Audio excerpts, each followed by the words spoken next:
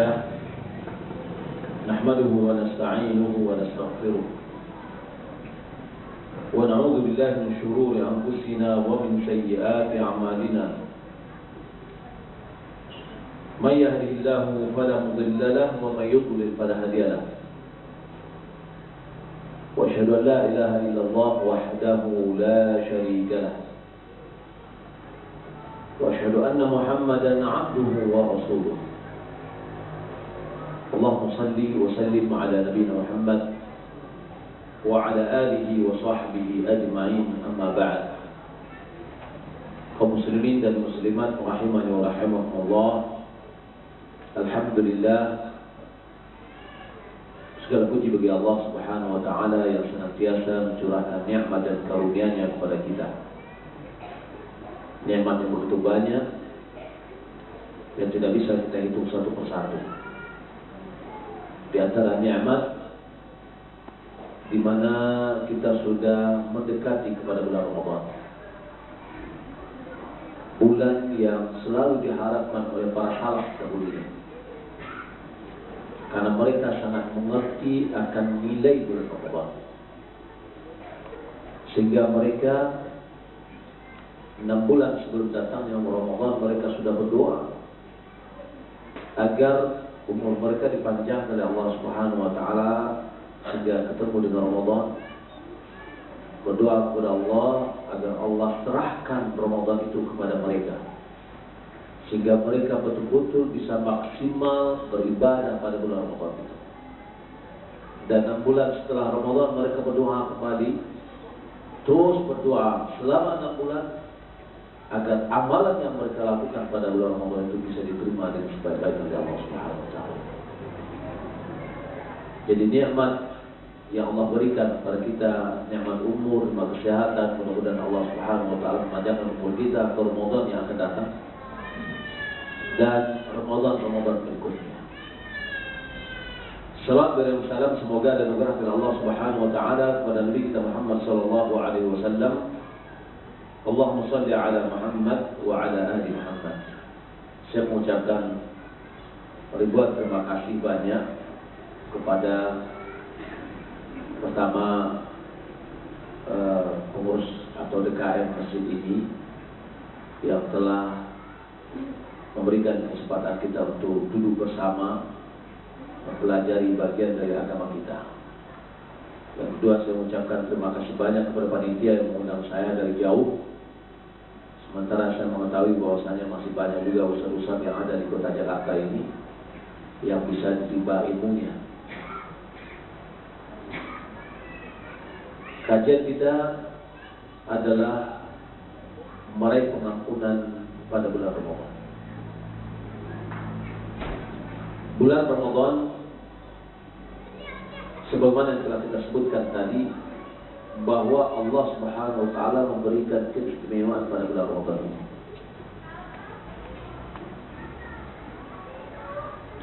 Di antara keutamaan bulan Ramadan, pada bulan Ramadan diturunkan Al-Quran, sehingga dinamakan dengan bulan Al-Quran. Tidak hanya Al-Quran saja yang diturunkan pada bulan Ramadan, malahan kitab-kitab samawi yang lain pun diturunkan pada bulan Ramadan. Bulan Ramadan adalah bulan taubah, bulan maghfirah, bulan penebus dosa dan menghapus keburukan-keburukan. Dan inilah topik pada pembahasan kita. Pada bulan Ramadan dimerdekakan dari api neraka setiap orang mukmin. Pada bulan Ramadan pintu-pintu surga dibuka, pintu-pintu api neraka ditutup, dan syaitan-syaitan dibelenggu. Di antara ulama yang mengatakan bahwa memang kenyataannya sesuai dengan zahir dari hadis itu. Sehingga terbuka lebarlah bagi kita kesempatan untuk beramal kebajikan. Dan sangat sempit ruang untuk berbuat dosa. Sehingga dalam hadis Nabi SAW mengatakan, ya baghiyal khairi aqbil. Wahai orang-orang yang menginginkan kebaikan, datanglah. Saatnya kesempatan untuk melaksanakan ibadah. Ya baghiyal syarri aqsir. Wahai orang yang menginginkan keburukan, berhenti.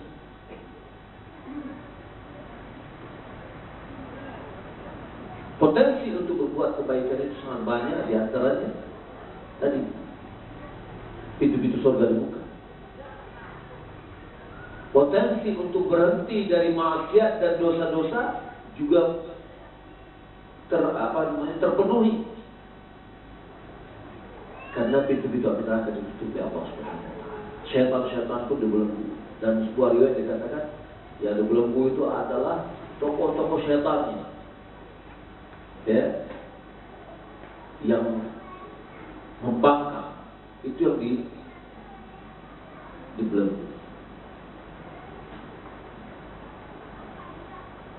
Pada bulan Ramadan terdapat sebuah malam yang lebih baik dari seluruh bulan. Bulan Ramadan merupakan bulan kedermawanan, solidaritas.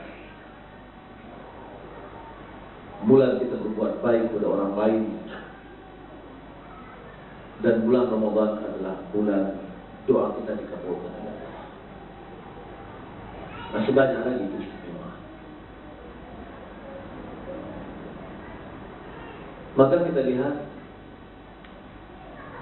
para salaf sangat mengerti tentang keutamaan yang ada pada bulan Ramadan, maka mereka tidak membiarkan begitu saja Ramadan lewat. Dalam sebuah hadis Nabi SAW mengatakan, "Raghima al-fibri," merugi seseorang. Dakhala alaihi Ramadan falam yughfar lahu. Datang kepadanya bulan Ramadan, tapi dosanya tidak diampuni. Kenapa merugi? Karena potensi untuk dia diampuni dosanya sangat terbuka lebar.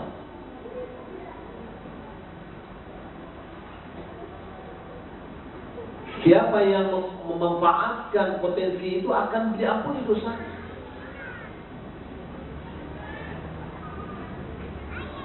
Ini menunjukkan bahwasanya dia tidak mengambil kesempatan tersebut sehingga dia merugi.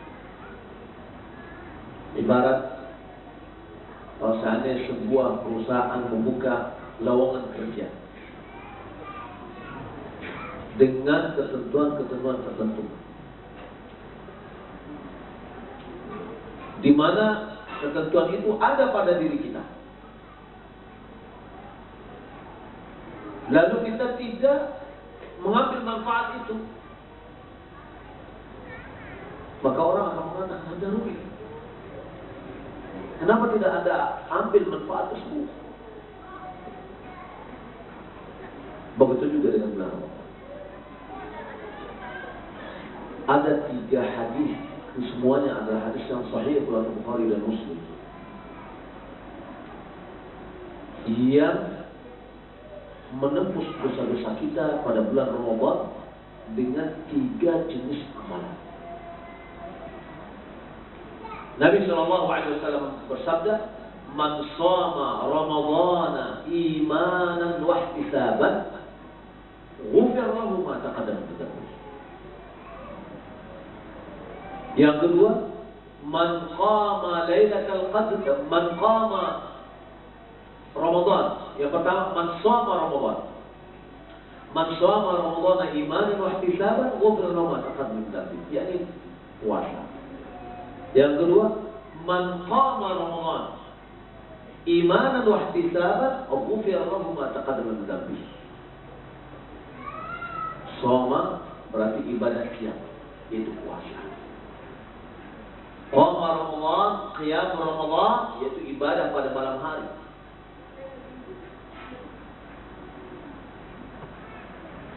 Yang ketiga, man qama lailatul qadri imanan wa ihtisaban ghufira lahu ma taqaddama min dhanbi.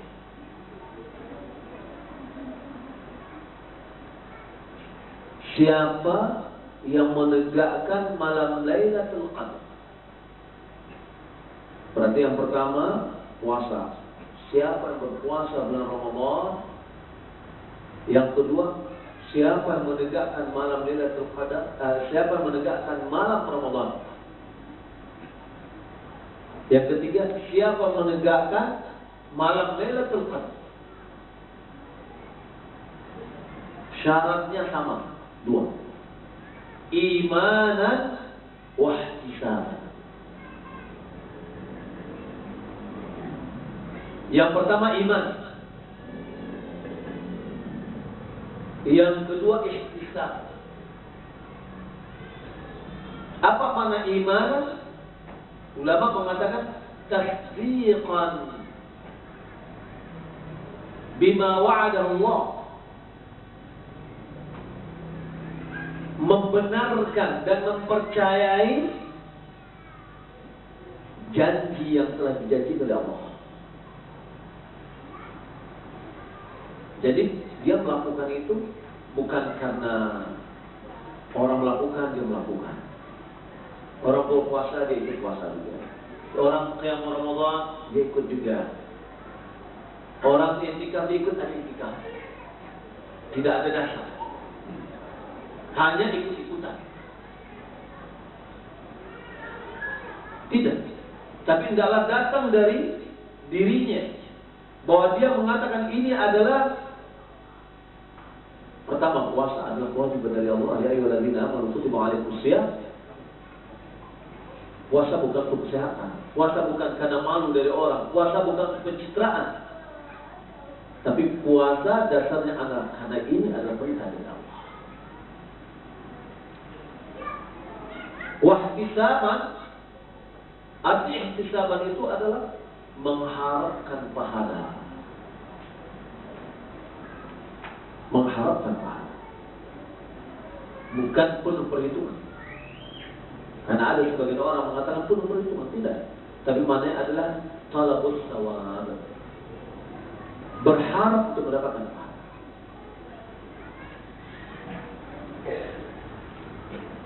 Apakah beda puasa atau qiyam Ramadan atau qiyam Lailatul Qadar? Orang yang berharap pahala dengan orang yang tidak berharap pahala pasti akan berbeda. Ada di antara anak itu cuek dengan pendidikannya, pelajarannya. Mau naik kelas atau tidak mau naik kelas sama aja.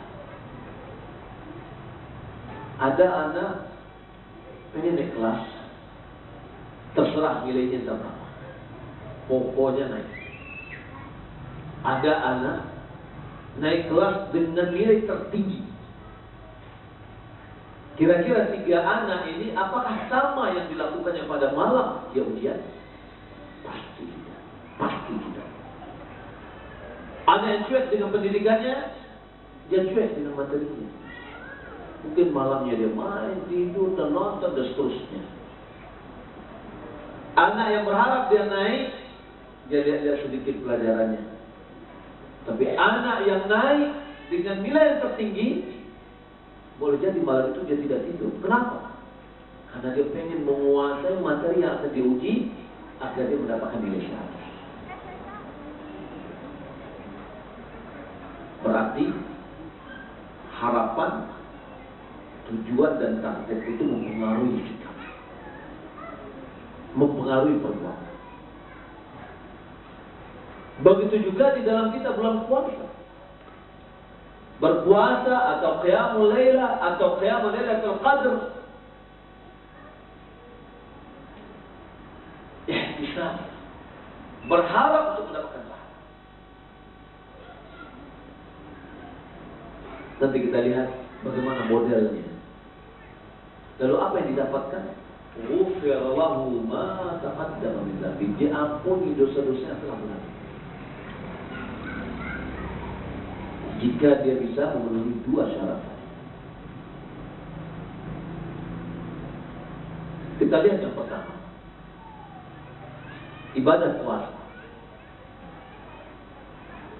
Seperti apa puasa orang yang betul-betul mengharapkan nilai puasa, yang mengharapkan pahala yang tinggi dalam puasanya?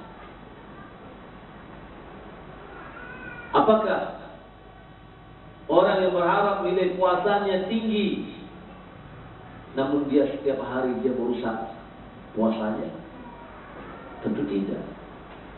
Orang berharap nilai puasanya tinggi, dia tidak mau sedikit pun rusak dari puasanya. Maka kita lihat kata Nabi sallallahu alaihi wasallam, "Idza kana yaum shaumi ahadikum fala yarfus wa la yaskhab wa la yajhal.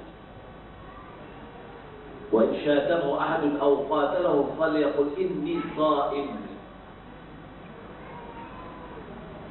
Pada hari di mana seorang berpuasa, dia tidak berkata keji.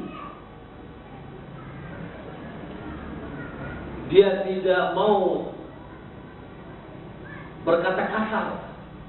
Yang khaf ini berteriak-teriak. Wala yajhal, dia tidak melakukan kejahilan. Betul-betul dia jaga diri, perbuatannya, perkataannya. Sehingga jika ada orang mencelanya atau mengajaknya berkelahi, falyaqul inni sha'im. Kata Nabi, tidaklah dia mengatakan aku ini orang berpuasa. Ulama mengatakan boleh jadi dia mengatakan kepada orang yang mengajak dia, maaf saya lagi berpuasa, saya tidak mau melayani Anda. Ya, kalau seandainya tidak berpuasa saya akan layani Anda. Anda menawar, saya mau beli. Tapi berpuasa, maaf, saya ini orang puasa. Kenapa? Dia ingin menjaga diri puasa. Mu'allaf juga dia mengatakan ini boleh jadi dipahami bahwa dia mengatakan kepada dirinya, wahai diri, engkau ini sedang berpuasa, jangan ikuti kemauan orang. Untuk apa? Untuk mendekat, supaya dia tidak emosi sehingga merusak nilai puasa.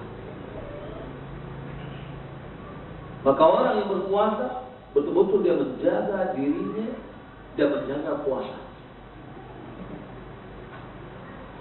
Juga Nabi sallallahu alaihi wasallam mengatakan, "Man lam yada'ul qaula az-zur wal 'amala bihi, falaysa lillahi hajatun fi an yada'a ta'amahu syarab."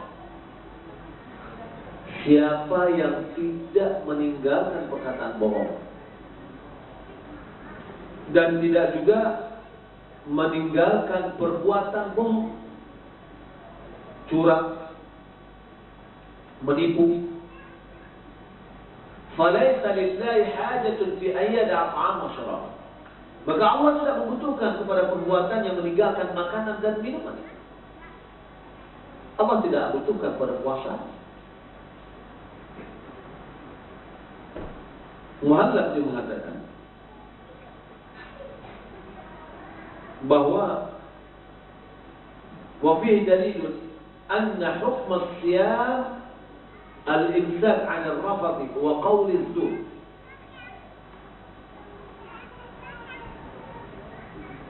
Kama yumsiku 'an at-ta'am wash-sharab. Di dalam hadis ini terdapat sebuah dalil bahwa hukum berpuasa itu adalah menahan diri dari perkataan keji dan perkataan bohong. Sebagaimana hukum puasa itu adalah menahan diri dari makan dan minum. Jadi maksudnya, sebagaimana kita dituntut untuk kalau puasa itu berhenti, menahan diri dari makan dan minum, begitu juga kita dituntut untuk menahan diri dari perkataan keji dan perkataan bohong. Kalau seandainya ada orang pada hari berpuasa dia makan dengan sengaja atau dia minum dengan sengaja, sahkah puasanya? Hah? Tidak sah puasanya. Begitu juga, fa in lam yumsik an dzalik, kalau seandainya dia tidak menahan dirinya dari hal itu, faqad tanaqqasa siyamu, sungguh puasanya sudah kurang, berkurang puasanya.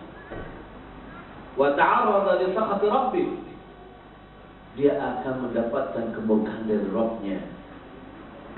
Wa tarqa qabulahu minhu, dan Allah tidak akan menerima darinya. Makanya dikatakan, "Falaysa lillahi hajatun fi ayyada ta'am wa syarab." Allah tidak membutuhkan kepada perbuatan meninggalkan makan dan minum. Yani Allah tidak membutuhkan puasa. Tidak ada nilai puasa. Sehingga dalam sebuah hadis Nabi sallallahu alaihi wasallam mengatakan, "Kam min sha'imin laisa lahu min siyamihi illa al-ju' wal 'atash." Entah berapa orang yang berpuasa, dia tidak dapatkan dari puasanya kecuali haus dan lapar. Dia dapatkan, tapi nilainya dia tidak dapat.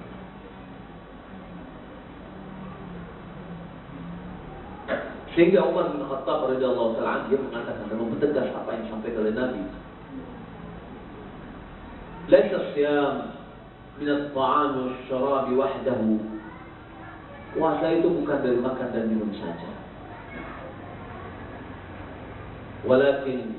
Walakinnahu min al-kadhib wal batil wal half. Akan tetapi puasa itu juga menahan diri dari kebohongan, kebatilan, kesia-siaan dan sumpah. Akal ini diriwayatkan oleh Ibnu Abi Syaibah. Juga Ali bin Abi Thalib dia mengatakan, "Inna siyama laysa min at-ta'am wash-sharab, walakin min al-kadhib wal batil wal lagwi." Sesungguhnya puasa itu bukan dari makan dan minum, akan tetapi dari kebohongan, kebatilan dan kesia-siaan. Perkataan sia-sia, perbuatan sia-sia. Seperti lihat kadang-kadang pada bulan Ramadan, kata orang sih mempergunakan waktu lapang, mengisi waktu luang dengan apa? Main catur, ya, menyongsong azan maghrib dengan apa? Main domino. Itu adalah sia-sia, perbuatan sia-sia, ya, perkataan yang sia-sia. Kita adalah tinggalkan hal itu, karena pada hakikat puasa itu adalah menahan diri dari semuanya yang tidak perlu. Talq bin Qais dia mengatakan perkataan Abi Dzar. Apa kata Abi Dzar? "Idza sumta fatahfaz mastata'ta." Jika engkau berpuasa, jagalah dirimu semampunya. Maksudnya semampu bukan ala kadar, tetapi semaksimal mungkin. Sama dengan firman Allah, "Fattaqullaha mastata'tum." Bukan berarti bertakwalah kepada Allah semau-maunya aja. Tidak. Ulama mengatakan bertakwa kepada Allah semaksimal mungkin yang kita lakukan. Maka Bizar mengatakan jika engkau berpuasa, jaga dirimu semaksimal mungkin. Apa yang dilakukan oleh Talq bin Qais? Apabila pada hari dia berpuasa, dia tidak keluar dari rumah. Dia mengurung diri illa lis-shalah, kecuali itu salat. Azan dia pergi ke masjid, setelah sholat berjamaah dia kembali ke rumah, dia mengurung diri. Dalam rangka apa? Dalam rangka memaksimalkan dirinya untuk menjaga supaya tidak merusak puasa. Kenapa? Karena kalau seandainya kita banyak berinteraksi dengan orang, kemungkinan kesalahan atau hal-hal yang merusak itu sangat terbuka. Maka dia menjalankan perkataan Abi Dzar dengan menjaga diri semaksimal mungkin. Jabir bin Abdullah dia mengatakan, "Idza sumta falyasum sam'uka wa basaruka wa lisanuka 'anil kadhibi wal ma'athim." Jika engkau berpuasa, hendaklah pendengaranmu, penglihatanmu, lidahmu juga berpuasa dari kebohongan dan dari dosa-dosa. Telinga berpuasa dari yang mendengar hal yang haram.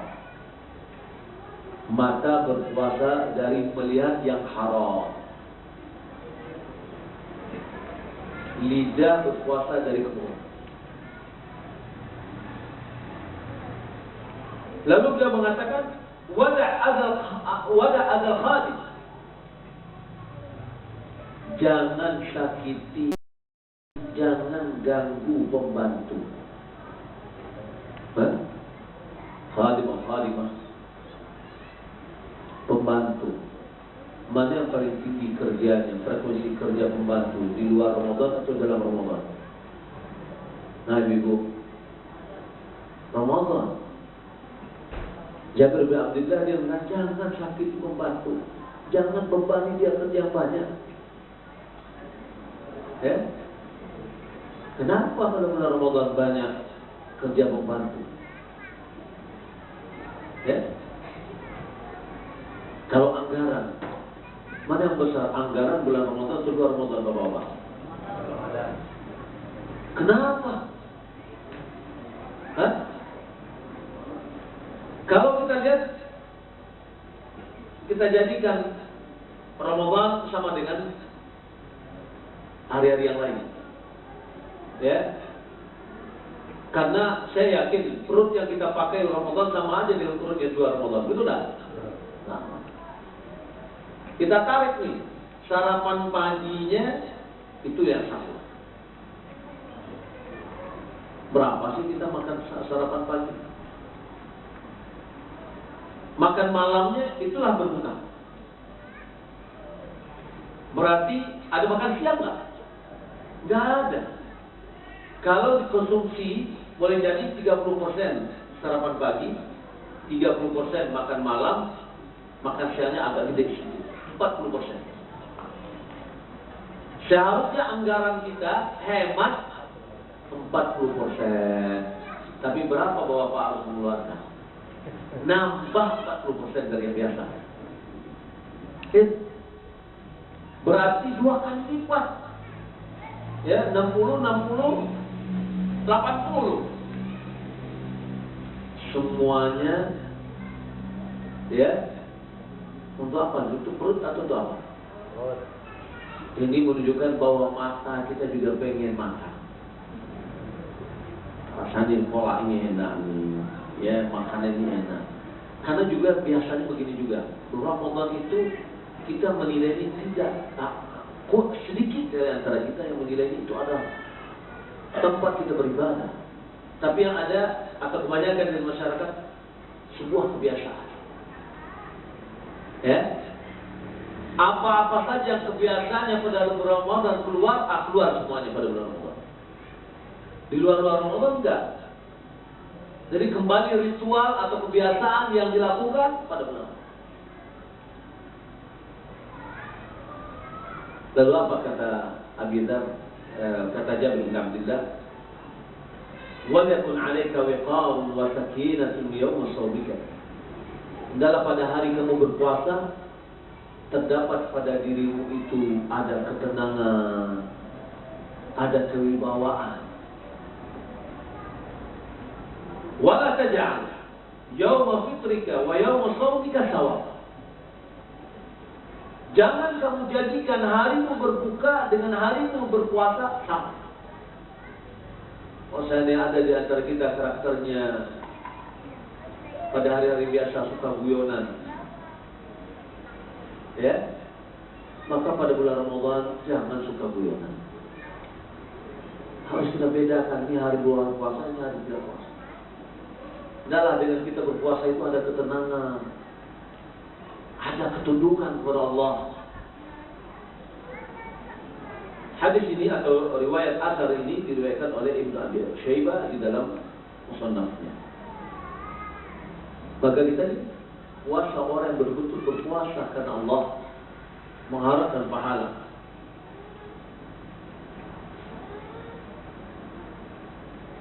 Apa dia mengatakan? Aku mendengar Abu Hurairah radhiyallahu ta'ala anhu mengatakan, "Idza kunta sha'iman fala tajhal wala tasab wa in juhila 'alaika faqul inni sha'im." Jika kau pada hari puasa, jangan berbuat kejahilan. Jika ada orang yang berbuat jahil padamu, katakan aku sudah berpuasa. Mujahid dia mengatakan, khaslatani man hafizahuma salima lahu shaum. Ada dua hal, siapa yang menjaga dua hal ini, selamatlah puasa. Apa dua hal yang harus dia jaga? Al-ghibatu wal kadhib. Al-ghibatu wal kadhib, itu ghibah, yang kedua kebohongan. Siapa yang menjaga dirinya dari dua hal ini, maka puasanya selamat. Ghibah, apa itu ghibah? Dzikruka akhaka bima yakrah. Menyebut orang lain apa yang tidak dia suka.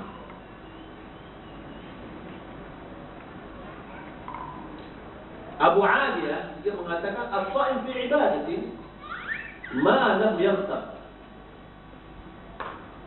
Orang yang berpuasa sedang dalam ibadah. Malahan ibadah orang berpuasa itu lama sekali. Ya, mulai dari terbit fajar sampai terbenam matahari lama. Malam yang tetap selama dia tidak berkunci. Kalau seandainya kita berkunci, tidak ada yang boleh puasa kita lagi.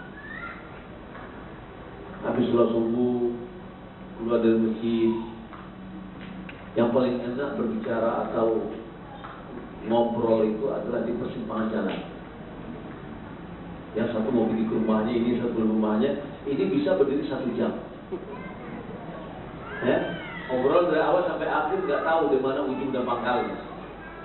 Dan lidah kita juga terkadang jatuh di dalam mengunjungi orang. Baru pagi-pagi puasa sudah jadi nol karena berkunjung. Nah, Bapak Ibu dirahmati Allah Subhanahu wa taala, apa yang kita pelajari tadi, itulah sebenarnya orang yang berpuasa mengharapkan pahala dari Allah. Betul-betul dia jaga puasanya, dan memang berat. Berat. Tapi bonusnya apa? Bonusnya adalah pengampunan.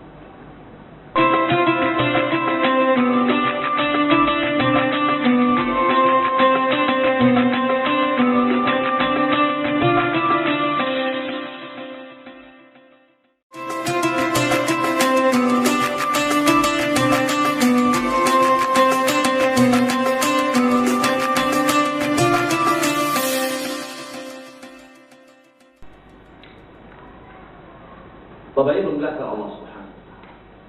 Ini satu ibadah yang bisa mengampuni dosa-dosa kita.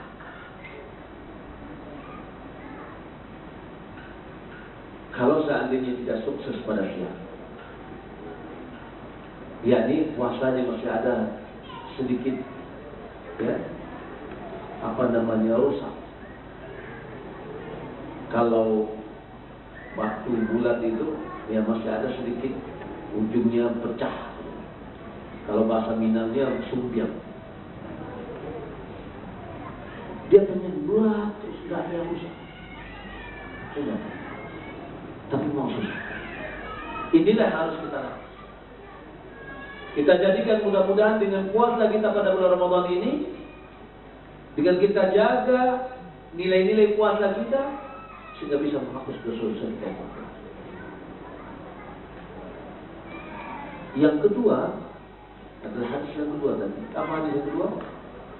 Siapa yang menegakkan malam Ramadan, man qama Ramadan, menegakkan malam. Imam Nawawi dan Ibnu Hajar mengatakan bahwasanya qiyam Ramadan itu adalah salat tarawih. Salat tarawih, yakni salat malam pada malam Ramadan. Bagaimana salatnya? Alhamdulillah kita lihat sekarang ini fenomena sudah mulai bagus. Di beberapa masjid mendatangkan imamnya yang masya Allah bacaannya bagus, kemudian bacaannya hafalannya banyak.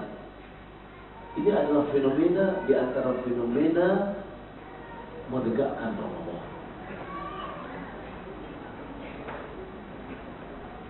Pada zaman Nabi Shallallahu Alaihi Wasallam, sholat tarawih itu tidak pernah dilakukan berjamaah, tapi sendiri-sendiri atau berkelompok-kelompok. Sampai kata Abi Dzar yang diriwayatkan oleh Ibnu Majah bahwa ketika tersisa 7 hari atau 7 malam dari Ramadan, Nabi Shallallahu Alaihi Wasallam mengimami sahabat. Selesailah sholatnya sepertiga malam pertama. Sepertiga malam pertama kalau diukur dengan waktu kita, malam itu mulai dari terbenamnya matahari sampai terbit fajar, itu namanya malam. Maka kurang lebih 10,5 jam dibagi 3,5 jam sepertiga. Kalau kita mau melihat kapan awal dari sepertiga malam terakhir, bagi 3 tadi. Ya, kalau kita lihat jam berapa sekarang di sini masuk subuh, masuk maghrib. Jam 6:02. Taruhlah 6. Subuhnya jam 4:30. Ya, hampir mirip lah. Kurang sedikit dibuang aja pecahan untuk memudahkan. Nah, jam 6, jam 7, jam 8, jam 9, jam 10, sepertiga terakhir itu sampai masuknya waktu subuh. Nah,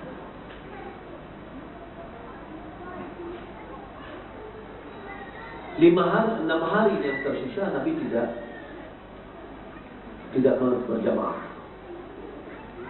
Lalu pada 5 hari yang tersisa atau 5 malam tersisa, Nabi kumpulin lagi. Sholat berjamaah sampai separuh malam. Mana separuh malam ini? Sampai jam berapa separuh malam? Hah? Berarti 5/4. 5 jam seperempat ya, separuhnya. 7, 8, 9, 10, 11. Bapak Ibu, 11/4 itu sudah habis waktu Isya. Sholatul Isya ila nisfil lail. Sholat Isya itu sampai separuh malam. Ini waktu ikhtiar. Separuh malamnya jangan kita terpengaruh dengan hukum jam 00. Ya, malam kita ini dihukum dengan masuknya tenggelam matahari, terbitnya fajar. Dibagi 2. Maka kalau begitu waktunya adalah jam jam 11/4. Kalau ada orang yang sengaja mengakhirkan sholatnya sampai jam 12, berarti dia sudah mengeluarkan waktu sholat Isya dari waktu ikhtiar. Ya.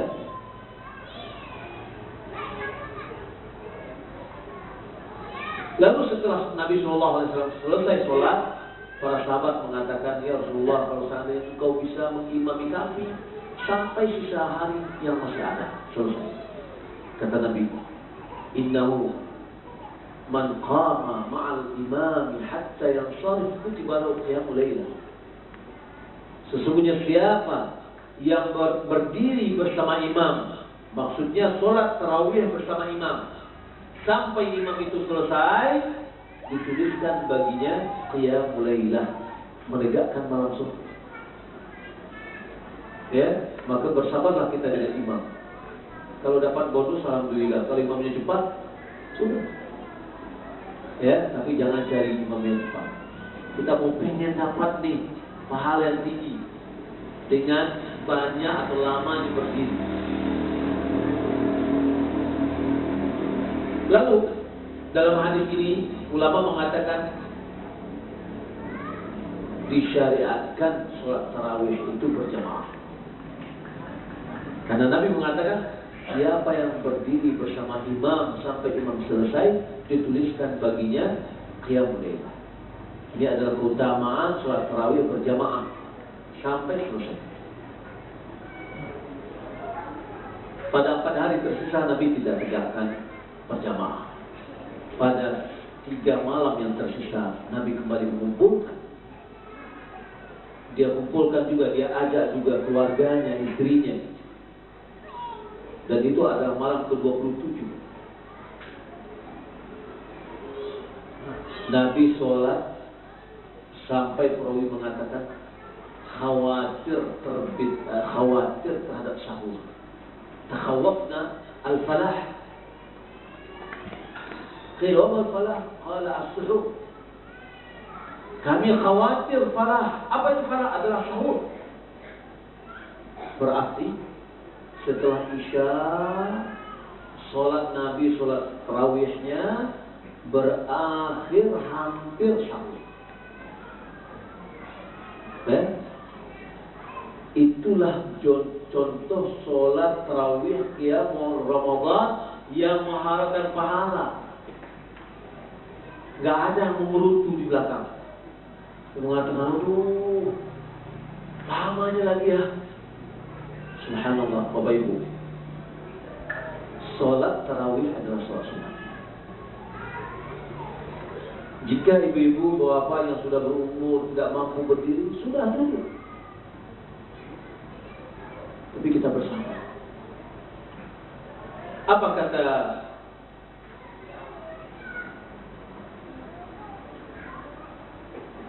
Sa'id bin Yazid? Bahwasanya Umar bin Khattab radhiyallahu ta'ala anhu memerintahkan Ubay bin Ka'ab dan Tamim ad-Dari menjadi imam pada zamannya. Setelah Nabi mengerjakan 3 malam itu sholat tarawih, setelah itu Nabi tidak menegakkan lagi, khawatir akan kalau seandainya itu diwajibkan.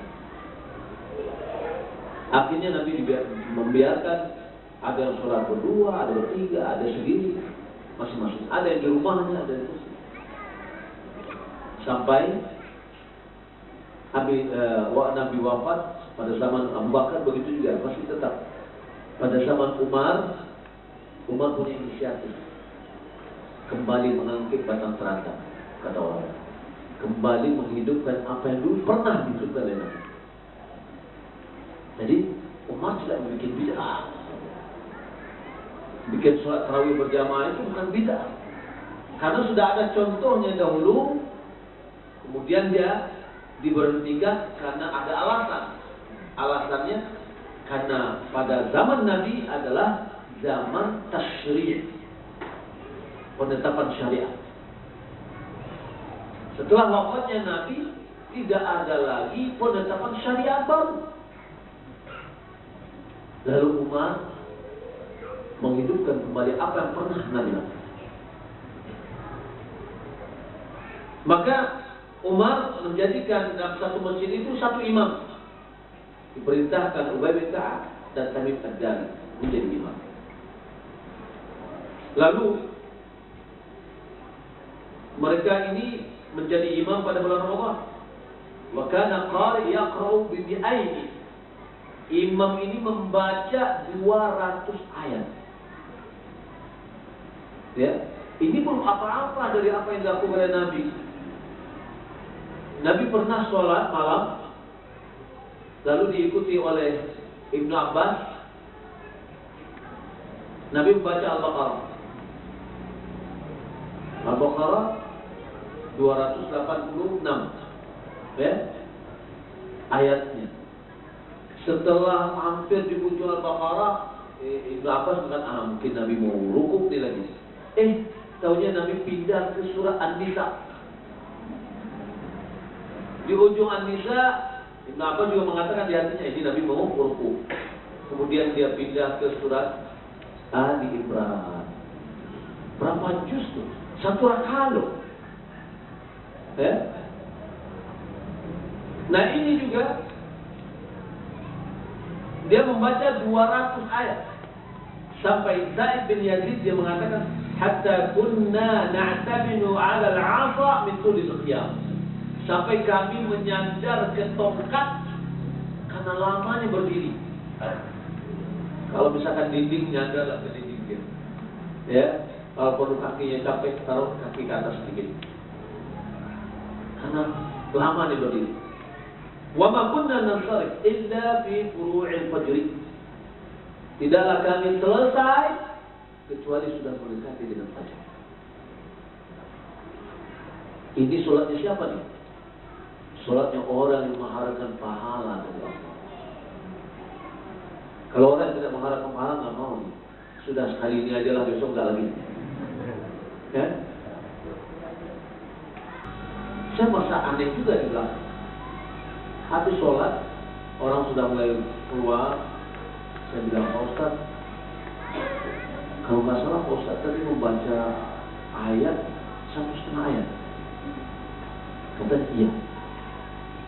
Lalu saya katakan, Pak Ustaz tamat mana? Masya Allah, dia tamat dari sekolah Al-Quran. Ya, sekolah tinggi Al-Quran. Lalu saya tanya, saya katakan, bukankah satu ayat itu satu kesatuan yang kadang-kadang maknanya nggak bisa kita putus? Kira-kira apa jawabannya? Saya nggak tahu apakah dia mengkambing hitamkan atau tidak, atau memang request.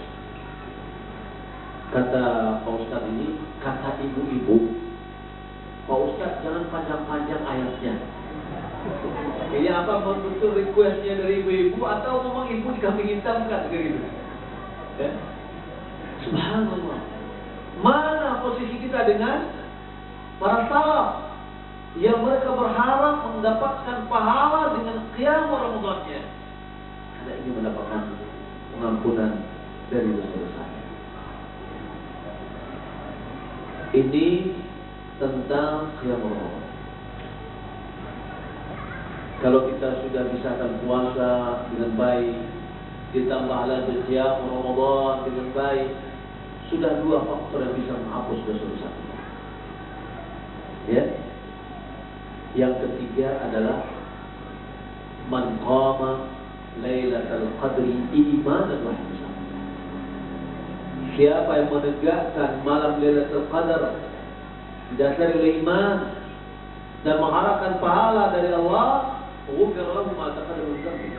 Diampuni dosa-dosa yang telah berlalu. Apa itu malam Lailatul Qadar? Wa ma adraka ma Lailatul Qadar?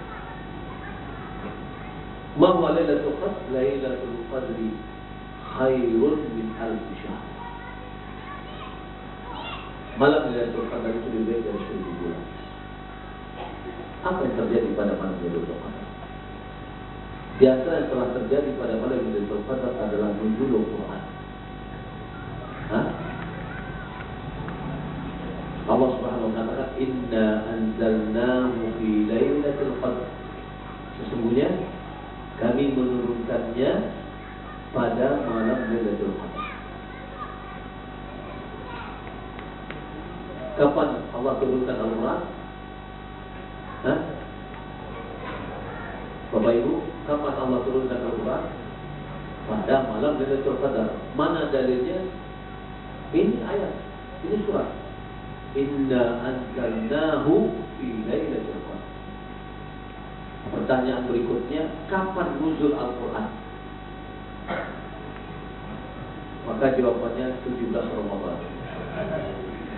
Apa bedanya diturunkan dengan turun? Ya. Nuzul Al-Quran itulah inzalul Al-Quran. Allah Subhanahu wa ta'ala turunkan Al-Quran pada malam Lailatul Qadar. Ibnu Abbas dia mengatakan nuzul Al-Quran itu, turunnya Al-Quran itu dengan dua tahap, dengan dua proses. Yang pertama, turunnya dari Lauhul Mahfuz ke langit dunia sekaligus semuanya. Itu terjadi pada malam Lailatul Qadar. Maka dikatakan anzalna. Anzala itu adalah menurunkan sekaligus. Berbeda dengan nazzala, dengan wazan fa'ala yufa'ilu taf'ilan. Nazzala yunazzilu tanzilan. Berbeda dengan anzala yunzilu inzalan. Perbedaannya adalah fa'ala atau nazzala itu berkali-kali. Ya. Ini menunjukkan dia beransur-ansur. Kalau dari Lauhul Mahfuz ke langit dunia sekali turun semuanya selesai. Lalu dari langit dunia ke Rasulullah SAW itu adalah bertahap. Maka disebut nazzala. Diawali pada saat Nabi SAW berada di Gua Hira. Diturunkan pertamanya Iqra bismi rabbikal ladzi khalaq khalaqal insana min 'alaq. Kapankah turun pertama kepada Nabi ini? Apakah tanggal 17 Ramadan? Tidak. Jadi perbedaan para ulama adalah masalah kapan turun pertamanya. Nabi di Gua Hira kapan? Terjadi perbedaan. Ada yang mengatakan Rabiul Awal, ada yang mengatakan bulan Rajab, ada yang mengatakan bulan Ramadan, ada yang mengatakan lain dari itu. Kalau Bapak Ibu melihat di dalam kitab Ar-Rahiqul Maktum atau diterjemahkan sejarah riwayat hidup Nabi yang ditulis oleh Mubarakfuri, Sofir Rahman Mubarakfuri, di situ dijelaskan bahwa dia bilang setelah dicermati karinah-karinah yang ada, maka kita bisa mengatakan bahwasanya turunnya pertama kali Al-Quran kepada Nabi adalah pada malam ke-21 bulan Ramadan. Apa karinahnya? Kenapa dia bisa menyimpulkan ini? Karena pertama, ayat-ayat mengatakan bahwa Al-Quran diturunkan pada malam Lailatul Qadar. Ya. Yang kedua, hadis Nabi yang dikeluarkan oleh Imam Muslim ketika ditanya tentang puasa hari Senin Kamis, tentang puasa hari Senin, Nabi mengatakan fihi wulidtu, pada hari Senin itu aku dilahirkan, wa fihi unzila alayya, pada hari itu aku diturunkan kepadaku Al-Quran. Berarti ada sebuah titik yang bisa dijadikan sebagai acuan, yaitu hari. Ya, hari Senin. Berarti ya turunnya wahyu pertama itu hari Senin. Lalu bagaimana cara mencarinya? Dicarilah dengan ilmu falak, ilmu hisab. Ya, ahli hisab yang coba, ahli hisab yang bukan mengumpul-kumpul. Ya, dihitung-hitung, diurut ke belakang kembali, dapatlah hari Senin pada bulan Ramadan itu 4 kali. Yang pertama tanggal 7 Ramadan, yang kedua 14, yang ketiga 21, yang keempat, yang ketiga 21, yang keempat 26. Kalau ini yang pilihannya dari ilmu falak, ya, ilmu hisab tadi dicari ke belakang, dan ini juga termasuk ilmiah, cara mencari. Lalu cari lagi, apa kata Nabi SAW tentang malam Lailatul Qadar? Taharru Lailatul Qadri fil witri fil ashr awakhir Ramadan. Carilah malam Lailatul Qadar itu pada malam-malam ganjil pada 10 hari terakhir pada bulan Ramadan. Coba lihat mana yang ganjil. 7 ganjil, 14 genap, 21 ganjil, 28 genap. Enak. Maka kalau 10 hari terakhir, maka disinilah pilihan beliau mengatakan bahwa tanggal 21. Itu risetnya sangat ilmiah. Ya, Bapak Ibu dibelakang Allah Subhanahu wa Ta'ala. Malam Lailatul Qadar kata Allah khairu min alf. Yang terjadi juga pada malam Lailatul Qadar adalah Allah turunkan takdir. Yang dinamakan dengan takdir sanawi. Semua takdir dunia dan semua takdir kita ini sudah ada di Lauh Mahfuz. Ditulis 50.000 tahun sebelum langit dan bumi diciptakan. Ya, itu namanya takdir dunia, takdir seluruhnya. Sampai yang masuk surga, masuk neraka sudah ada takdir. Lalu ada rincian takdir umur. Ya, takdir umur. Yaitu pada setiap kita. Ketika dia berumur 4 bulan dalam kandungan ibu, maka dirincilah dari takdir yang besar tadi ke takdir per individu. Itu takdir umur. Kemudian ada lagi takdir sanawi, takdir tahunan, merinci apa yang akan terjadi pada tahun itu. Itulah yang terjadi pada malam Lailatul Qadar.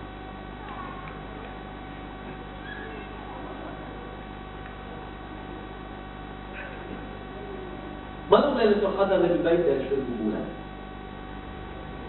Apa yang lebih baik? Suasananya? Tidak. Ulama mengatakan, mana dari malam Lailatul Qadar itu lebih baik dari 1000 bulan? 1000 bulan itu berapa banyak? 83 tahun lebih. 83 sekian bulan.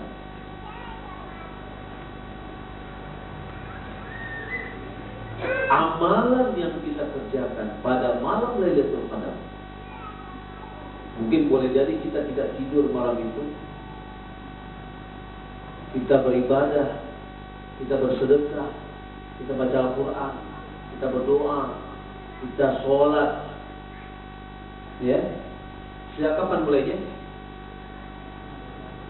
Terbenam matahari. Karena malam mulai terbenam matahari. Sampai kapan? Salam hiya hatta matla'il fajr. Selamat dia sampai terbit fajar. Itulah malam Lailatul Qadar. Mulai dari terbenam matahari sampai terbit fajar. Pada malam itu dia bersedekah, pada malam itu dia membantu orang, menasihati orang, semua dibacakan semua. Malam itu dia tidak tidur, tapi dia pergunakan malam itu betul-betul beribadah kepada Allah. Maka ibadah yang dia kerjakan dengan bermacam jenis ibadah pada malam itu yang dia tidak tidur lebih baik daripada perbuatan yang sama dia kerjakan selama 1000 bulan yang tidak ada malam Lailatul Qadar.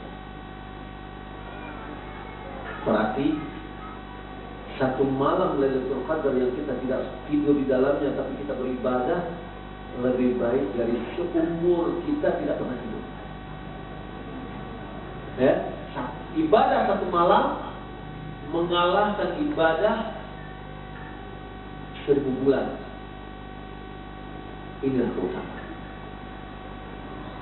Makanya Nabi Shallallahu Alaihi Wasallam karena keutamaannya sangat besar sekali, Nabi menghidupkan malam Lailatul Qadar. Bagaimana caranya? Dengan i'tikaf. Nabi Shallallahu Alaihi Wasallam mulai i'tikaf 10 hari terakhir. Aisyah radhiyallahu taala anha dia mengatakan, karena Nabi Shallallahu Alaihi Wasallam idza dakhala al-'ashr ijtahada ma yajtahid fi ghairi. Apabila datang 10 hari terakhir, Nabi bersungguh-sungguh apa yang tidak dia lakukan pada waktu itu. Malah dari riwayat lain dikatakan, idza dakhala al-'ashr, idza dakhala al-'ashr awakhir ahya lailah wa ayqadha ahlah wa shadda al-mi'zar. Apabila datang 10 hari terakhir, dia hidupkan malamnya, tidak tidur. Itu kan malam 10 hari terakhir. Dia bangunkan istrinya, bukan tidur dengan istri. Dan dia kencangkan ikat pinggang atau kain sarungnya. Ulama mengatakan syaddul mi'zar ini adalah ibarat bahwasanya dia tidak menggauli istrinya. 10 hari dibandingkan dengan 354 hari. Ya, hitungan Hijri. Kalau hitungan Masehi 360 atau 365. Tidak tahu lah 365, kurang 11 hari. 354. 10 hari dibandingkan dengan 354 itu berapa persen?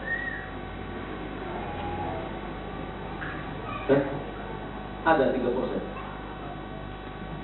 Antara 3 sekian kurang dari 4. Ya. Selama ini kita tidur aja, cukuplah 10 hari aja deh dikeluarin pada 10 hari terakhir. Selama 354 hari kita mencari nafkah, kemudian kita kita tidur. Mari pada 10 hari terakhir kalau bisa kita stop. Kalau perlu cuci-cuci. Usaha kita siangnya juga kalau perlu kita berhentikan. Untuk apa? Untuk kita bisa mendapatkan kekuatan untuk malam. Boleh jadi kita perlu ada istirahat siang, malamnya kita dapat lebih kuat. Tapi kalau siangnya kita terforsir kerja, malamnya datang ngantuk. Ya, kalau misalkan maaf, di antara kita ada profesinya apa yang paling sibuk sebelum Ramadan? Tailor, ya, tukang jahit dan membuat kue. Itu paling besar godaannya. Kalau begitu dari sekarang kita sudah membuat takhtis, perencanaan. Saya menerima order bagaimana tanggal 19 Ramadan selesai orderan. Tinggal kita nunggu orang yang ngambil orderannya aja. Masih ada orderan lagi? Enggak, maaf, enggak ada kesempatan. Ini 10 hari terakhir saya mau pengen beribadah kepada Allah.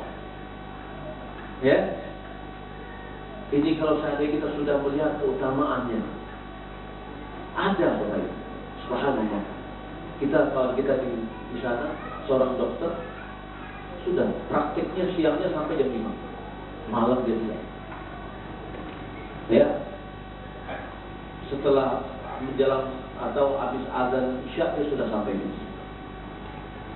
Ada juga di antara kawan kita juga yang dengan jahit sudah sampai tanggal 19 atau 20 Ramadan dia tidak ada lagi hubungan. Dia berupaya untuk memasukkan dirinya supaya dia bisa beribadah kepada Allah. Rezeki Allah Taala. Ya, jangan takut kita dengan rezeki, tapi takutlah kita kapan kesempatan ibadah ini yang bisa kita lakukan. Kita tidak tahu. Mungkin ada di antara kita teman kita dulu Ramadan kemarin masih bisa sahur bersama kita atau bisa sholat dengan kita. Tahunya Ramadan ini nggak ada lagi. Kita tidak tahu apakah Ramadan berikutnya kita akan bisa menemui. Yang ada bagi kita adalah ini di depan kita ada Ramadan. Maka kita mulai memperencanakan perencanaan ibadah kita. Bapak Ibu belajar Allah Subhanahu wa taala. Maka kita perbanyak ibadah. Kalau tidak bisa 10 hari terakhir, dapat diskon 50%. Gimana diskon 50%? Hadis Nabi, taharru Lailatul Qadar fil witr li 10 awakhir Ramadan. Pilih, perhatikan, cermati dengan baik malam Lailatul Qadar pada malam-malam ganjil. Yang tadi 10, yang ganjil berarti 21, 23, 25, 27, 29. Sampai 5 hari. Tapi yang ganjil ini itunya dari mana? Dari depan atau dari belakang? Kalau ganjil itunya dari belakang, jatuhnya di genap. Kalau gitu, ya istilah orang pakai jaring yang rapat supaya ikannya jangan lolos. Ya, nah, sudah hidupkan ke-10-annya, insya Allah pasti. Ya, hidupkan ke-10-an dengan kita beriktikaf. Kalau seandainya kita tidak mampu beriktikaf 10 hari yang full sesuai dengan syariat iktikafnya Nabi, minimal husnul jiran atau husnul jiwa, minimal adalah malamnya aja. Malamnya kita konsentrasikan diri kita pada malam hari pada bulan Ramadan di masjid. Walaupun secara bahasa itu masih namanya iktikaf. Ya, iktikaf itu adalah berdiam diri sejenak di dalam masjid dengan niat mendekatkan diri kepada Allah. Itu kata ulama di dalam makna iktikaf. Sekarang ada orang iktikaf yang sebentar niatnya ada mendekatkan diri kepada Allah, itu sudah namakan dia iktikaf. Tapi iktikaf yang syar'i yang dilakukan oleh Nabi adalah 10 hari terakhir. Ada yang mengatakan disyaratkan harus diiringi dengan puasa. Makanya hanya disyaratkan pada 10 hari pertama terakhir pada bulan Ramadan. Ya. Kalau seandainya itu tidak mampu, contoh karena ada pekerjaan yang harus dilakukan pada siang, minimal adalah malam. Ya. So berbeda ibadah kita di masjid dan ibadah kita di rumah. Di rumah banyak godaannya. Kita sedang baca Al-Quran, anak hanya minta ngambilin sendok.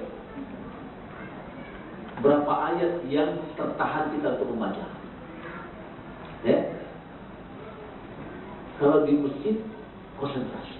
Tapi ingat, ulama mengatakan hikmah dari i'tikaf itu adalah uzlah. Yaitu kita mengasingkan diri kepada Allah. Kita memutuskan hubungan dengan orang lain, konsentrasi kepada Allah. Maka kalau begitu, jauhkan diri kita hal-hal, kalau kita mau i'tikaf, dari hal-hal yang menyibukkan.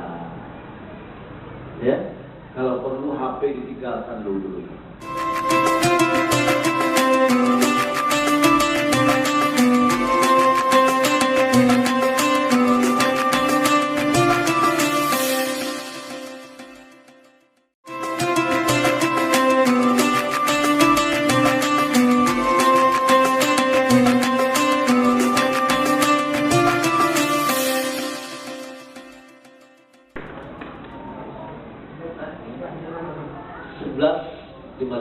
Saya berikan pembahasan yang lain adalah membaca Al-Quran.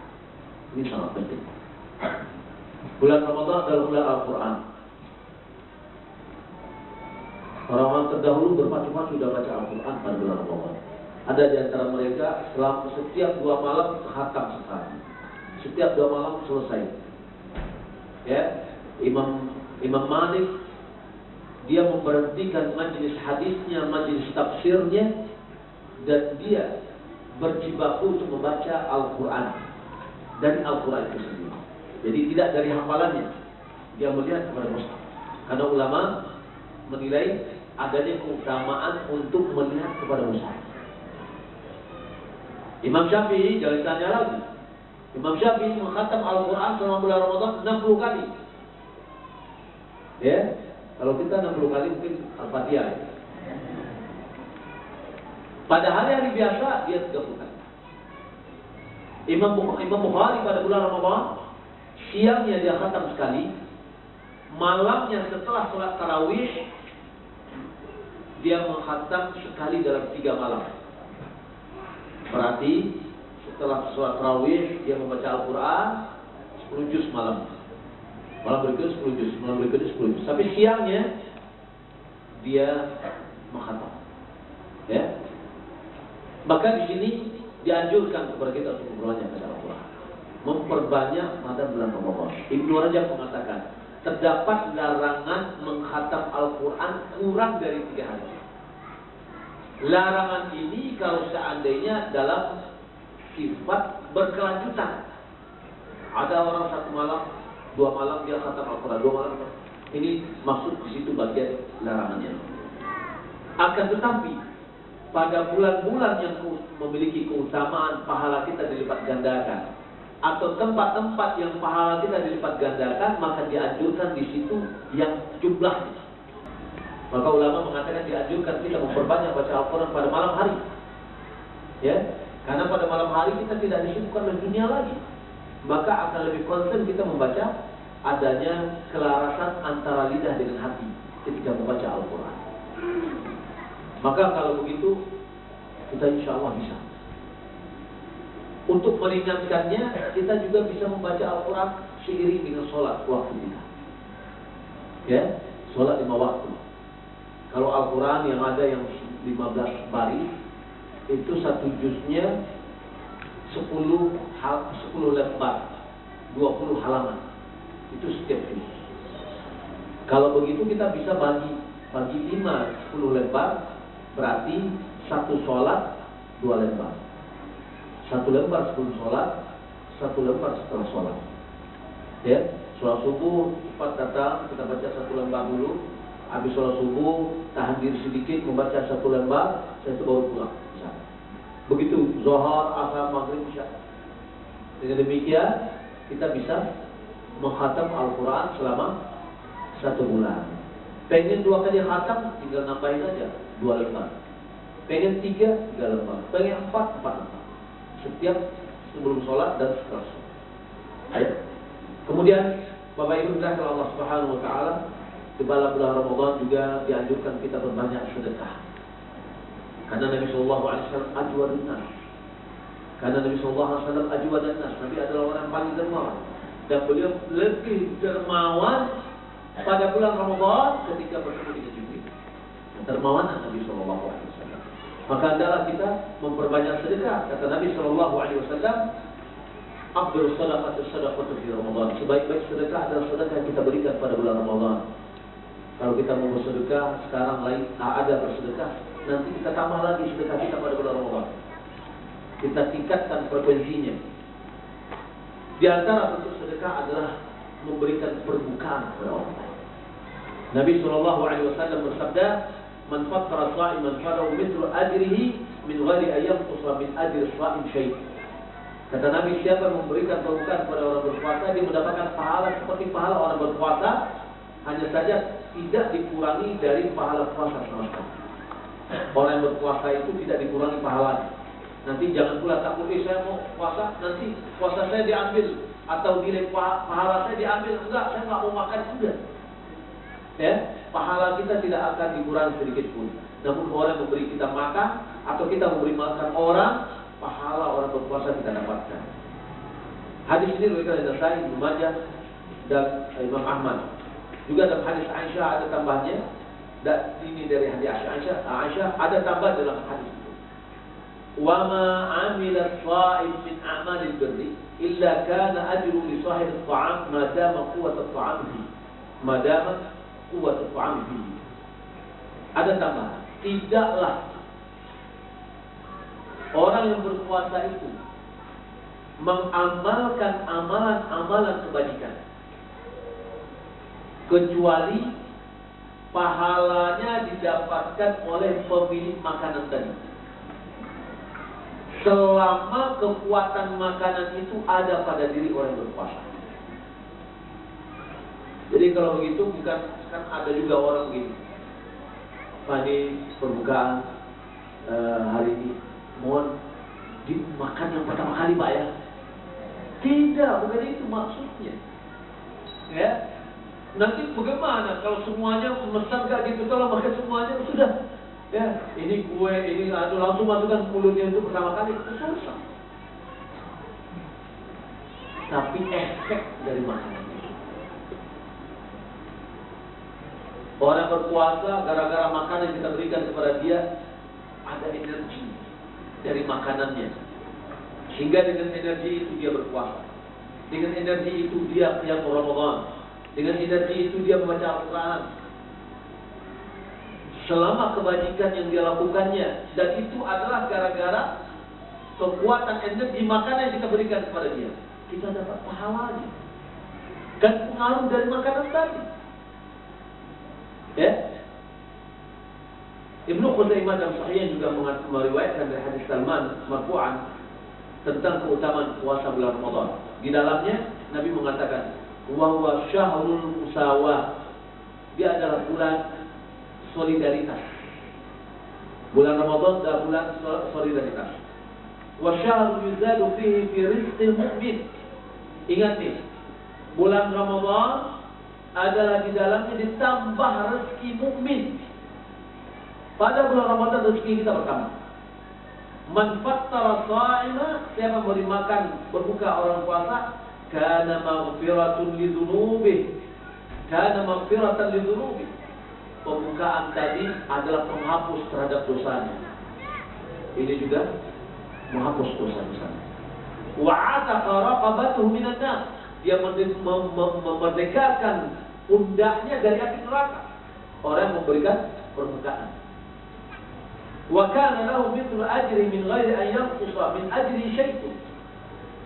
Dia mendapatkan pahala seperti pahala orang berpuasa tanpa dikurangi pahala orang berpuasa sedikit pun. Lalu para sahabat berkata, "Ya Rasulullah, laisa kulluna yajidu ma yufattiru as-sha'im." Ya Rasulullah, tidak semua kami yang bisa mendapatkan atau memiliki apa yang bisa kita berikan kepada orang yang berpuasa atau berbuka. Yu'tillahu hadha thawab. Allah akan memberikan pahala ini liman, bagi orang fattara sha'ima ala madqati labanin. Orang yang memberikan perbukaan kepada orang yang berpuasa dengan seteguk air susu, au tamrin, atau dengan sebutir korma, au syurbati ma'in, atau dengan seteguk air. Wa man asba'a fihi sha'iman, siapa memberikan orang yang berpuasa itu kenyang, saqahu Allah min haudhi syurbatan la yadma'u ba'daha hatta yadkhul jannah. Siapa memberikan makanan sampai orang berpuasa itu kenyang ketika dia berbuka, maka Allah akan anugerahkan dia dari telagaku air satu teguk yang dia tidak akan haus selama-lamanya sampai dia masuk ke dalam surga. Ya, maka berikanlah makanan yang jumbo, misalkan nasi juga di samping berbuka, tapi minimal perbukaan bisa kita lakukan. Bagaimana caranya? Kalau seandainya kita susah, ini bisa. Korma kita belikan 5 butir setiap bungkus, air 1 gelas, tidak bagi-bagi. Kalau kita tidak bisa membaginya langsung, kita cari orang, kita sewa dia, suruh dia membagi itu di jalan, kita dapat pahala. Ya, hal jazaa'ul ihsan illa al-ihsan. Boleh jadi mungkin nanti apakah orang berpuasa mendapatkan atau tidak berpuasa mendapatkan, atau orang kafir juga mengambilnya, kan kita tidak tahu. Apa kata Allah? Hal jazaa'ul ihsan illa al-ihsan. Tidak ada balasan kebaikan kecuali kebaikan. Ini ayat ini Imam Bukhari mencantumkan dalam kitab Adabul Mufrad bahwa berbuat kebaikan kepada orang kafir kita juga dapat pahala. Tidak ada kebaikan kecuali dibalas dengan kebaikan. Bapak Ibu bilang kalau Allah Subhanahu wa taala, mudah-mudahan masing-masing kita memiliki perencanaan untuk bulan Ramadan. Saya mau buat apa? Saya mau melakukan apa dari bentuk ibadah, sehingga dari sekarang kita bisa mempersiapkan diri kita untuk menghadapinya. Wallahu ta'ala alam. Mudah-mudahan bermanfaat. Kita masuk pada tanya jawab. Ustaz, bolehkah sholat qabliyah isya sengaja dilakukan menjelang subuh? qabliyah isya atau ba'diyah, mungkin ba'diyah ya. Sedangkan waktu isya hanya sampai tengah malam. Hukum asal untuk ba'diyah itu adalah setelah, tidak terlalu lama, tidak terlalu jauh.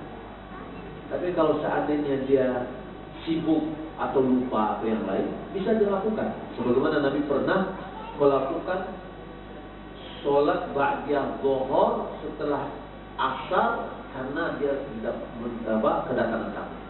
Tapi itu hanya sekali beliau lakukan. Ya. Adapun kita sengaja diakhirkan tidak, itu terlalu lama. Ya. Wallahu a'lam.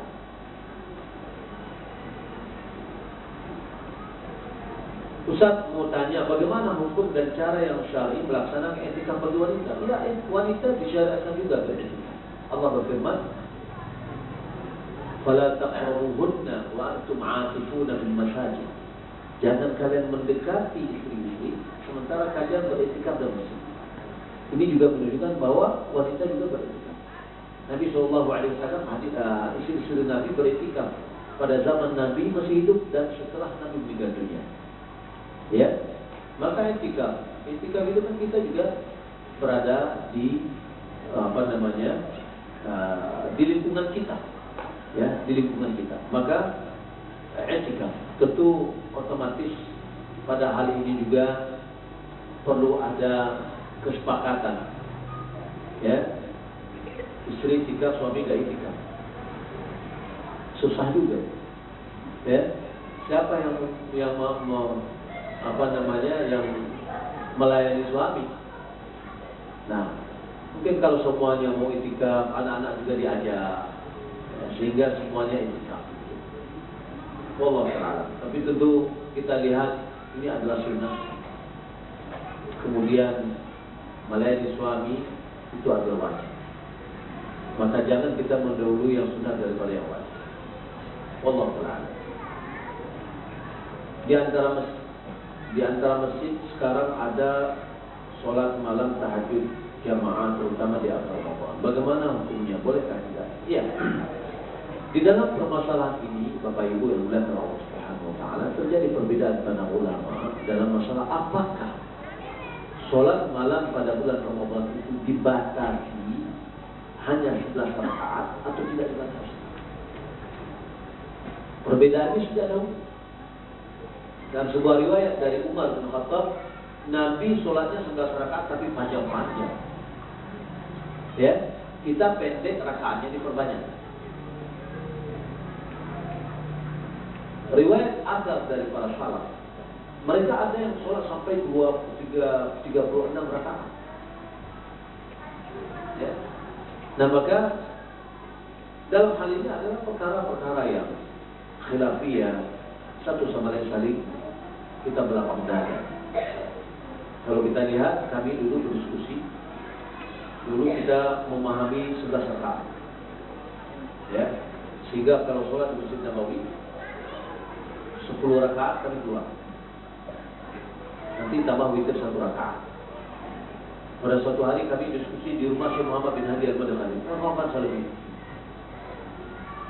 Dia mengatakan, ya, dalam diskusi itu beliau berpijak dalam masalah diantaranya adalah sholat bersama imam. Imam itu sholatnya kalau seandainya 23 rakaat, kita sholat 23 rakaat supaya kita mendapatkan nilai man qama ma'al imam hatta yansarif kutiba lahu qiyamul. Lalu kami diskusi, bukankah imam itu telah selesai 10, dia kan dua imam 10 rakaat, kemudian juga imamnya 10 rakaat lagi. Kata Syekh, yang jadi imam tadi dia jadi makmum, ya. Kemudian juga didasari dengan sholat lail di makna sholat malam itu 2 rakaat. Kalau sholat malam itu dikerjakan setelah sholat isya sampai subuh, berapa rakaat yang terjadi? Mungkin lebih banyak. Kemudian dalam riwayat lain dikatakan bahwa hadis Aisyah mengatakan 11 rakaat, kemudian hadis Ibnu Abbas mengatakan 13 rakaat. Maka ulama mengatakan Aisyah menyebutkan 11 rakaat itu yang diketahuinya, dan Ibnu Abbas menyebutkan 13 rakaat itu yang diketahuinya. Maka dalam hal ini ada suatu hal perkara yang baik. perkara yang satu sama lainnya kita saling berlapang dada. Siapa yang mau mengerjakannya lebih dari itu, silakan. Akan tapi witirnya hanya sekali. Siapa yang ingin menambahnya, tidak perlu lagi dia menutup witir dulu, diakhirkan witir di akhir malam. Terutama dalam 10 hari terakhir, kita juga melihat di Masjid Nabawi dan Masjid Haram ada qiyamul Ramadan. Jadi penambahan dalam rangka untuk meningkatkan ibadah apa yang tidak ditingkatkan pada hari-hari yang lain. Allah Ta'ala. Biasanya orang yang ada kebiasaan untuk bermohon maaf sebelum Ramadan. Apakah ada tertunda? Yang ada tentunya adalah taubat. Hendaklah kita sebelum Ramadan ini bertobat kepada Allah Subhanahu wa taala. Karena dosa adalah karat yang menghalang kita dalam beribadah. Kalau kita masih banyak dosa, malas beribadah. Ya, berat ibadah kita. Maka untuk supaya ibadah itu ringan, kita segera bertobat kepada Allah. Di antara taubat itu adalah jika berhubungan dengan hak orang lain, jika kita pernah menyakitinya, kita minta maaf kepada orang yang pernah berinteraksi dengan kita dan pernah kita menyakitinya. Ini enggak, baru sekali ini baru datang ternyata mana? Oh, saya baru datang dari merantau. Maafkan kita ya, nanti bulan Ramadan. Apa yang mau dimaafkan? Ya, dan malah ada sebagian orang mengatakan itu adalah sikap yang tidak baik. Ya, wallahu ta'ala. Dan tidak ada tuntunannya. Tadi sampaikan bahwa takdir penghuni surga dan neraka sudah dituliskan. Kalau begitu ibadah atau dosa yang dilakukan manusia apakah berefek pada takdir tadi? Juga perbuatannya sudah ditakdirkan. Dia banyak dosa atau banyak pahala. Walhasil ini yang disampaikan oleh Nabi. Para sahabat bertanya, ya Rasulullah, kalau begitu kita tinggalkanlah, tidak usah kita beramal. Kita menyerah dengan takdir aja. Siapa yang ditakdirkan masuk surga, dia masuk surga. Siapa yang ditakdirkan masuk neraka, masuk neraka. Kata Nabi, tidak. I'malu, beramallah. Wa kullu muyassar lima khuliqa lahu. Masing-masing akan dimudahkan untuk apa dia diciptakan. Di dalam hadis Ibnu Mas'ud tentang fa'umira bi arba' kalimatin bikatbi amalihi wa rizqihi wa ajalihi wa syaqiyyun aw sa'id. Syaqiyy atau sa'id inilah namanya. Syaqiyy berarti dia masuk api neraka. Sa'id dia masuk ke dalam surga. Ya. Sudah dituliskan di mana dia pergi. Dan itu akan nampak di dalam praktik dalam kehidupannya. Ya, wallahu ta'ala. Mudah-mudahan bermanfaat. Bapak Ibu, mohon maaf atas segala kekurangan kesalahan. Terima kasih atas segala perhatian. Mohon doakan saudara kami yang merasa ingin terbarang sakit dan memiliki urusan supaya dimudahkan. Iya, kita memohon kepada Allah Subhanahu wa taala. As'alullah bi asma'il husna wa sifatil 'ulya an yushfiyahu wa an yaktub lahu ma huwa khairu lahu hatta yadkhul Ramadan wa yatamatta' bil ibadah Ramadan. Semoga kita memohon kepada Allah agar yang sakit disembuhkan oleh Allah Subhanahu wa taala, diberikan yang terbaik kepadanya dan kemudian dia bisa masuk bulan Ramadan dan menikmati ibadah pada bulan Ramadan. Demikian, Assalamualaikum warahmatullahi wabarakatuh.